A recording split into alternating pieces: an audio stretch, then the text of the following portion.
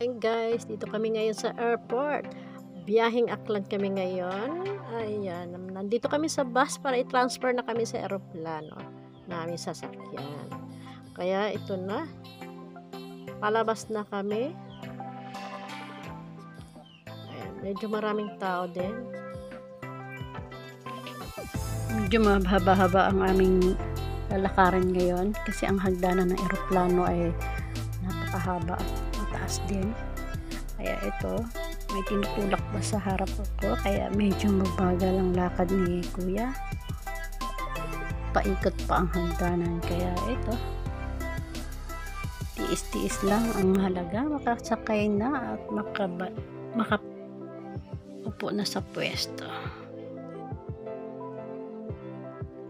Malaki ang airplane namin sasakyan kumpara sa ibang airplane, kaya sigurado ako nito mabilis to. So ang biyahe namin ay last flight today 6 p.m. So ito na, maraming naka-ready na siya. Ayan, pagpasok ko pa lang ay marami na hunting upuan pa, pero napakarami na nasa palagit na. Kaya karga. Ang kagandahan lang dahil nauna kami sa pila dito sa airport.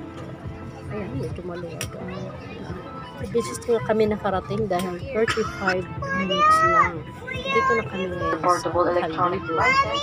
We request that your ayan, medyo maulan pa sa labas. Kaya okay lang. Ayan, parang landing ng aming sasakyan. Bababa na kami. Ang dami namin puno-puno siya. Ayos ang aming biyahe at mabilis pa. Ito lang yan sa Cebu kasi.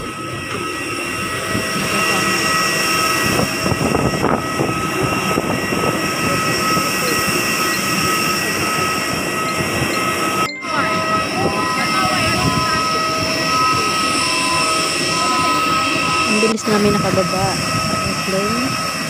Kaya huwag na tayo ng souvenir dito. Pause muna. Dito na kami ngayon sa loob ng airport. Ayan, ayan ang pintuan palabas. Waiting na yung aming nasusundo.